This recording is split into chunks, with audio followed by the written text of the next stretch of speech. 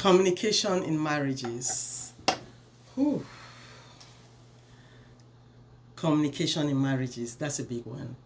A lot of marriages have had to deal with problems because of lack of communication. And I said this is a big one because I'm one of those that people feel comfortable to talk to. And I kind of look back and say, what is a common thread in most of the problems that I've had to hear or had to advise people on? Has been communication. For real. Communication is a big one.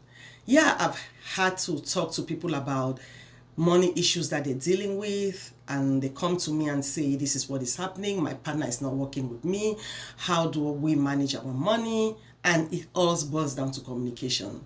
I've had people that have come to me and say, my partner is cheating on me and I don't know how to confront him on it. It's all a communication issue.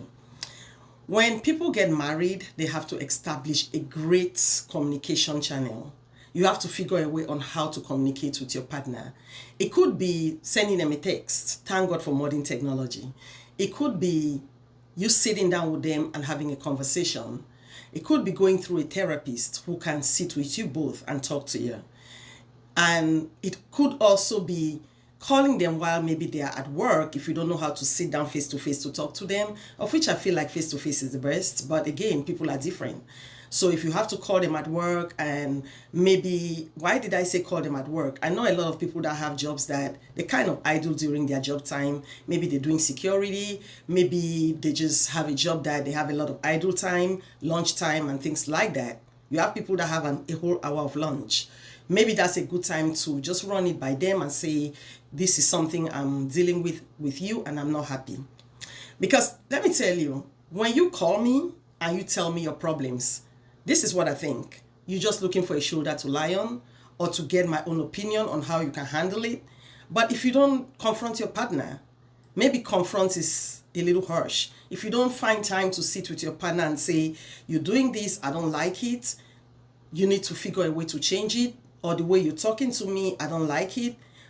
You're coming to me who is a big sister or who is a friend, or maybe you consider me to be your therapist because I'm not certified. Yes, I study psychology. I have a degree in psychology, but I'm not certified to do counseling. But like I say, some people have a gift of knowing how to talk to people, and I think that that's a gift that I have. But I cannot help you if you don't want to take the bull by the horn with my advice to go and tell your partner, this is what I think that is bothering me and we need to find a solution to it. Most of the communication issues to me, I find them minor. Why do I say that? Is because you're not happy.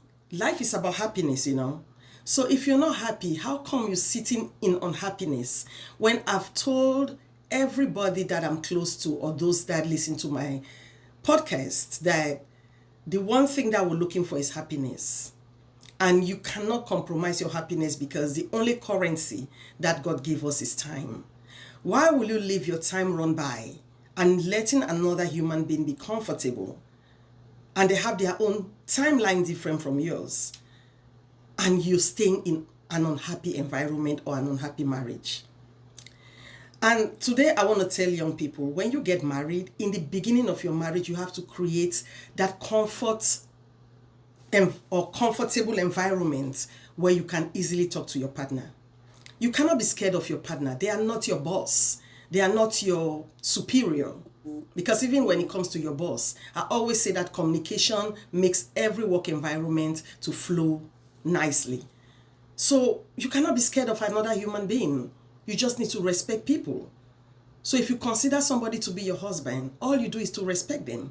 But you have to break your peace by telling them, I'm not comfortable with this, I'm not happy. How can we do it differently? How can you change your ways so we can be happy? Because who knows, maybe it's something that you need to change for you guys to be in a better place. But if you don't open your mouth and communicate, they will not know that you are feeling some kind of way and also propose to you that maybe it's the way you're doing things or the way you're acting. That's why they are behaving the way they are behaving. So today, I just want to say that communication is the key to a great human relationship. And when it comes to marriage, you have to communicate. You have to express how you feel. People are only going to treat you the way you let them treat you. If you put your leg down and say, this is something I'm not going to put up with, my happiness is key, I cannot be with a person that doesn't respect me, trust me, if that person loves you, they're going to hear you out. And you both will figure ways. Communication. Whew. You know, there's lots of information out there that stresses on the idea of mental health. Mental health is very important. I tell you what, a couple of years back, when you say you're going through mental health issues, people think you're crazy, you know. Today, we come to understand that every time that you're in an unstable situation, be it worried with money, issues with children, problems with siblings, difficulty in a work environment, your mental health is threatened.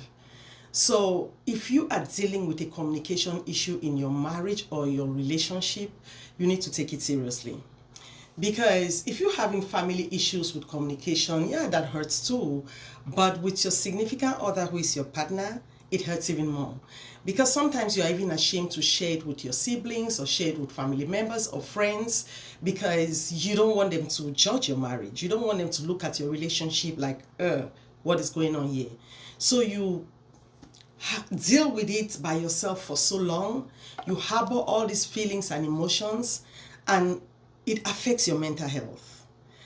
I've had a friend that came to me and said, you know, my husband just makes me upset. I don't know if I'm in love because I just don't feel him no more. He makes me so upset. Everything he says just makes me angry. And sometimes even the way he compliments me, even the kind of music that he wants us to listen to, all of that is just making me upset. I'm not happy. And I said, have you spoken to him? And she said, you know, I don't want to hurt his feelings because, you know, I know if I say something, he might feel bad. And I said, who are you protecting? You have to love yourself first before you can love anybody else. So you're protecting him. Meanwhile, you're living in total chaos. You're living in misery, in bondage, and you're protecting your husband. Have you realized that in this life, we all have just one life to live and we don't know when that life is going to come to an end? So how do you sit and be protecting your husband? And she said, because the way I feel, I think I just want to be out of the marriage. I just want a divorce. I said, then communicate that. But before you do that, look for help. Talk to an expert. Because it could be a phase. You know, like in every marriage, you have times where you just look at your partner and you're like, ugh. And there are times where you just head over heels. Everybody goes through that. It could be something that they did that just turned you off. But it's just a phase. I said, you don't want to divorce your husband and you realize it was just a phase. And then now you look back and you want him back. Because a lot of times when people realize it's a phase is when the person moves on and start talking to someone else. And now they are like, oh my goodness. Because if you love somebody, then it starts hurting. And you're like, whew, I can't take it to see him with somebody else. Yeah, because you rushed into a decision. Not every problem in a marriage needs an exit. You can walk through it. You can talk to somebody who can find out the genesis of why you're feeling that way. Because it could be something that when you fix, you'll be fine. So I told her and she was like, well, I'm going to see what I can do because to be honest with you, I just want to be out of the marriage. But guess what? She kept pulling and pulling. And before you know it, most times you do something stupid or something foolish. She started cheating on her husband. Yes. And while she was cheating on her husband, something happened and the husband discovered that she was cheating on him. And everything became total chaos. And by the time that marriage was ending, she looked like a fool. It was as though she was the bad one in the relationship. Her kids resented her. Everybody, friends, there was a lot of noise about the way she handled it, the fact that she was cheating. Nobody else knew the fact that she was already resenting her husband except a few friends. The outside world was just looking at her and saying, a bad woman, cheating wife. And her kids were like, Mommy, you destroyed our family. So please, don't stay in an unhappy marriage. if you are not happy, talking to a friend who is not going to help you is not good enough. Talk to your partner, look for help, and figure a way to restore peace in your family. And if you cannot restore peace, break in an amicable way where you can still be there as friends for each other, or be there to raise your kids. And don't put friends and family in an awkward situation. Because a lot of times when you break with somebody where you do something stupid or something foolish, other people suffer in the process. Well, that's my reflection for today.